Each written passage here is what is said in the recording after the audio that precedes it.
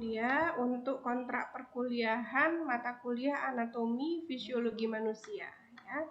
Jadi adik-adik untuk anatomi fisiologi manusia ini dosen pengampunya ada dua, yaitu Bu Martina dengan Bu Bella. Ya, kami adalah satu tim teaching yang akan menemani adik-adik sekalian untuk belajar anatomi fisiologi selama 1 semester ya. Untuk anatomi fisiologi manusia ini SKS-nya ada 2 SKS ya adik-adik ya. Jadi ada 50 dikali 2, 100 menit. Kalau untuk B2 ini jadwalnya adalah hari Senin, yaitu pukul 7.30 sampai 9.15 ya. Mata kuliah prasyaratnya ini yang harus adik-adik lulus ya, yaitu mata kuliah biologi dasar. Kemudian untuk capaian pembelajaran ya. Jadi apa sih tujuan dari mata kuliah ini yang akan dicapai, yang ingin dicapai pada akhir semester? Jadi tujuannya adalah mahasiswa mampu mengidentifikasi anatomi tubuh manusia dan menganalisis serta mengkorelasikannya dengan fisiologi tubuh manusia. Ya. Kemudian mempertahankan konsep yang benar serta menciptakan media untuk memahami anatomi fisiologi manusia. Jadi di sini adik-adik tujuan akhir daripada mata kuliah anatomi fisiologi manusia yaitu nanti kalian bisa menyebutkan ya bagian-bagian atau struktur anatomi fisiologi manusia. Lalu nanti kalian menghubungkannya dengan proses yang terjadi di dalam tubuh manusia ya. Misalnya pada detak jantung, kenapa sih kok bisa jantung kita itu berdetak ya? Apa struktur daripada jantung kita itu? Terdiri dari otot apa ya? Kemudian bagaimana cara kerjanya? Nah, ini korelasi antara anatomi dan fisiologi manusia. Kemudian untuk kemampuan akhir yang direncanakan dan indikatornya di sini sudah saya jelaskan ya adik-adik ya untuk setiap topik perkuliahan. Jadi adik-adik sudah tidak usah bingung lagi untuk mengetahui atau untuk memahami anatomi fisiologi ini, sudah ada komponen-komponen yang harus dipelajari. Nah, ini semuanya sudah dirinci ya adik-adik ya. Nah, misalkan fisiologi tentang jantung ya, apa yang harus dikuasai, misalnya mengidentifikasi dan menjelaskan komponen sistem sirkulasi. Lalu kita juga mengidentifikasi struktur jantung itu seperti apa sih anatominya ya. Kemudian mengkorelasikan struktur jantung dengan kerja picu jantung untuk memompa darah. Kenapa kok jantung itu bisa menyebabkan darah itu terpompa ya ke seluruh tubuh itu, bagaimana strukturnya, bagaimana fisiologinya. Ini akan kita pelajari di anatomi fisiologi manusia. Lalu mengkorelasikan struktur jantung dengan potensial aksi dan denyut jantung. Kemudian mengkorelasikan struktur sistem kardiovaskuler dengan peredaran darah besar dan kecil ya. Nah, itu semuanya sudah dijelaskan di sini adik-adik. Jadi adik-adik tidak perlu bingung lagi dalam belajar ya, semuanya sudah dipandu. Kemudian dari kemampuan akhir yang direncanakan di sini ada peta kompetensinya. Nah, ini adik-adik ya, mulai dari prinsip anatomi fisiologi manusia kalian harus memahami ya. Pada topik pertama ini kita akan dijelaskan tentang apa sih sebetulnya anatomi dan fisiologi manusia, cakupan-cakupan materinya itu apa saja, begitu ya. Kemudian baru nanti ke sistem-sistem organ di dalam tubuh, mulai dari sistem pernafasan sampai dengan sistem ekskresi, yaitu ginjal dan saluran urinaria ya. Semuanya dijelaskan di dalam mata kuliah ini. Selanjutnya untuk materi bahan bacaan atau referensi ini bebas ya adik-adik ya. Saya tidak menggunakan satu buku tertentu, tidak ya. Jadi kalian bisa menggunakan buku-buku apapun ya, dari penerbit apapun. Bisa yang dari di perpustakaan Stikes atau juga dari internet ya, karena sekarang sudah banyak sekali ya, informasi-informasi atau referensi yang ada di internet, kalian bisa optimalkan ya. Nah, kemudian strategi perkuliahannya di sini adalah blended learning, ya, yaitu memadukan strategi konvensional dengan perkuliahan online. Karena kebetulan kita sedang pandemi, ya, jadi online ini menjadi satu pilihan yang harus dilakukan begitu. Sehingga nanti kita menggunakan media-media, aplikasi-aplikasi yang akan mendukung dari perkuliahan online tersebut, ya. Kemudian untuk tugas ini ada individu dan kelompok tentunya. Lalu untuk penilaian ini standar, ya. Jadi ada keaktifan itu 10%. Nanti keaktifan ini terdiri dari kehadiran. Jadi adik-adik jangan lupa, ya, untuk melakukan presensi online di Siakat, ya. Jadi sekarang kita genap ini sudah menggunakan presensi online di Siakat. Jadi kalau misalkan kalian belum bisa, segera tanya kepada temannya, ya. Dan juga dosen biasanya juga memberikan panduan bagaimana Siakat, presensi di dalam Siakat itu sendiri, ya. Jadi harus hadir atau harus presensi pada sesuai dengan jadwal yang sudah ditentukan. Bu, bagaimana kalau nanti kita ada perpindahan jam, ya? Bisa nanti akan diinformasikan oleh dosennya ketika ada perpindahan jam, dan kalian juga akan diinfokan pada jam berapa sampai jam berapa kalian bisa presensi, begitu, ya. Kemudian keaktifan di sini tidak hanya kehadiran tapi kedisiplinan kalian. Kedisiplinan ini nanti bisa dilihat dari mengumpulkan tugasnya bagaimana, ya. Kemudian sikap, ya, mungkin selama perkuliahan atau berinteraksi dengan dosen ini akan kita nilai, ya. Tentu juga keaktifan ini dalam diskusi misalnya, ya, ini 10%. Kemudian ada nilai tugas 20%, ada nilai kuis 10%, dan nilai UTS UAS ini yang cukup besar, ya, yaitu 30%, 30%. Sehingga kalian harus betul-betul mempersiapkan ujian, ya, UTS UAS ini dengan baik, karena ternyata memang persentase yang paling besar itu adalah pada ujian ini, ya. Kemudian untuk pendetail penilaiannya ini tadi sudah saya bahas, ya, tentang keaktifan. Diusahakan kehadiran itu lebih dari 80%, ya, adik-adik, ya. Jadi mungkin kalau misalkan sakit atau ada kesibukan ini masih dalam 20% yang ditoleransi, ya. Tapi diupayakan misalkan bisa hadir, ya, hadir dalam perkuliahan.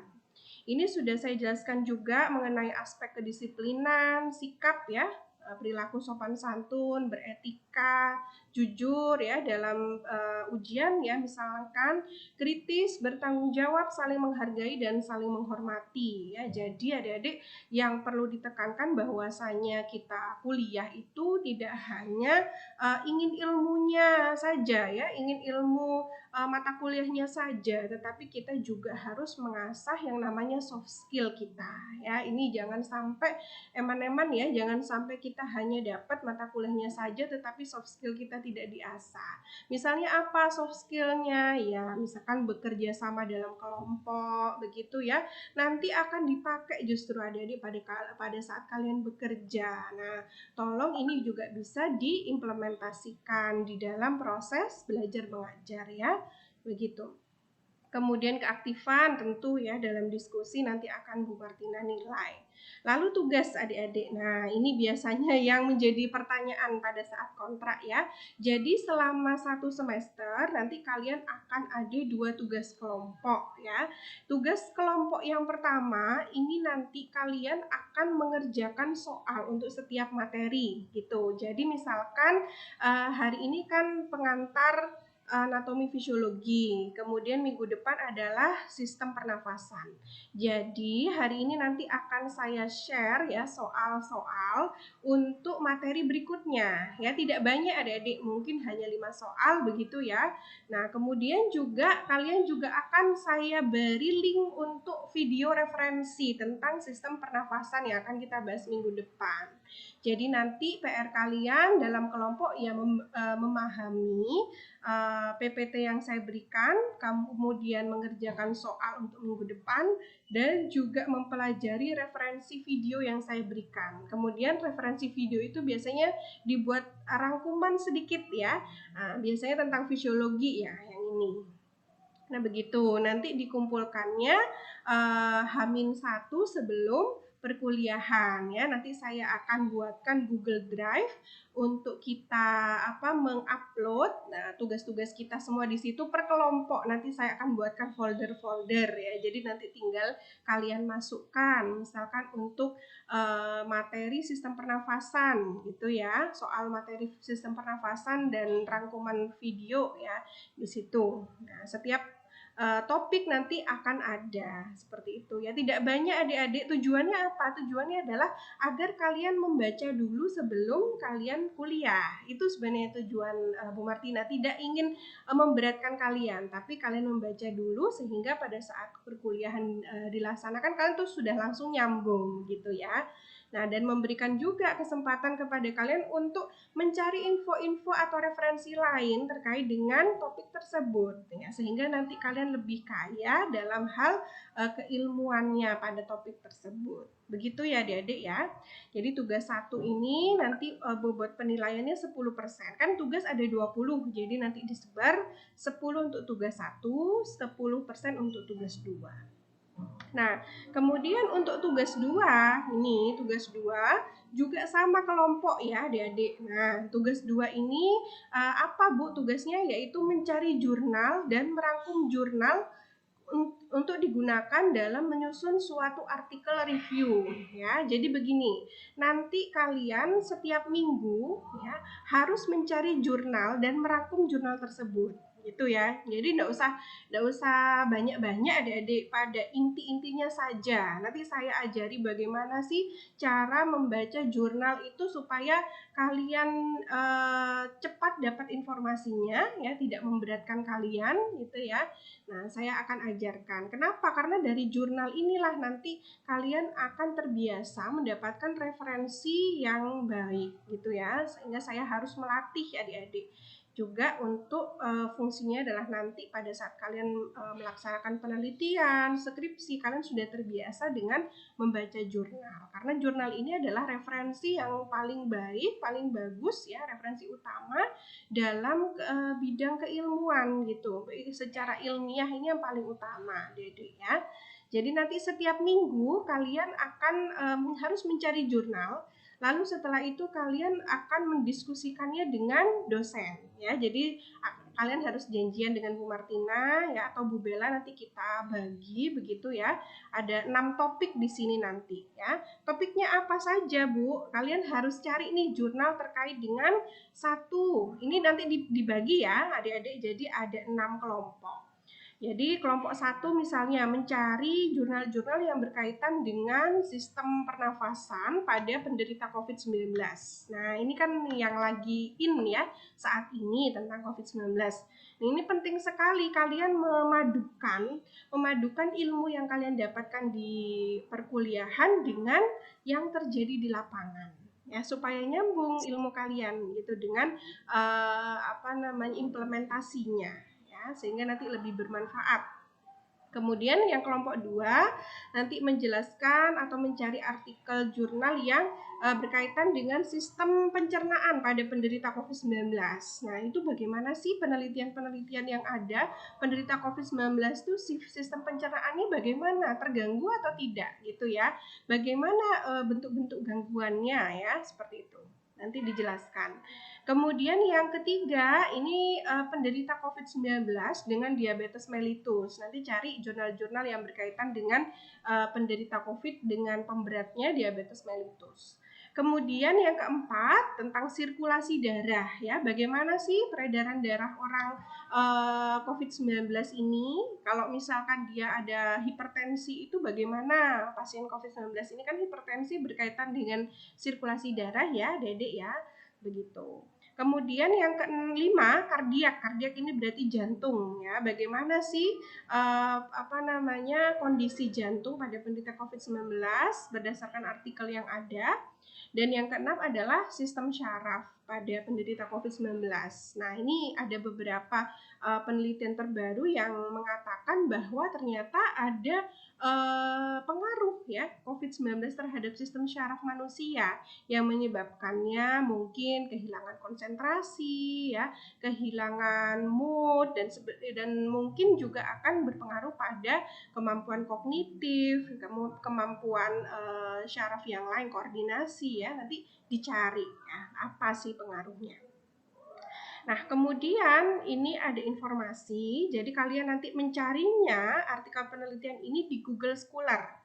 Nah, Google Scholar tuh gampang sekali ngetiknya. Jadi kalau kalian googling ya, Google, ketik dulu Google Scholar, nanti kalian akan masuk ke Google Scholar. Google Scholar itu adalah satu bagian dari Google yang di situ banyak sekali artikel-artikel ilmiah. Jadi lebih fokus kepada artikel-artikel ilmiah, adik-adik ya.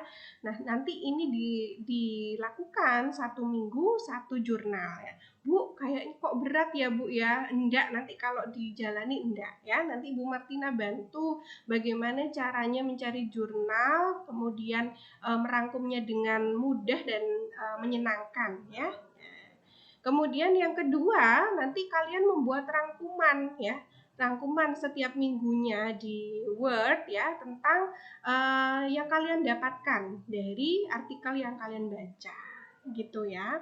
Kemudian nanti untuk konsultasinya boleh ke kampus Bu, boleh. Jadi setelah misalkan kalian praktikum ya, nanti janjian dengan Bu Martina, Bu saya dapat artikel penelitian ini Bu dari jurnal ini, boleh saya konsultasikan, silakan. Nanti kita akan membuat rangkumannya bersama-sama ya, seperti itu.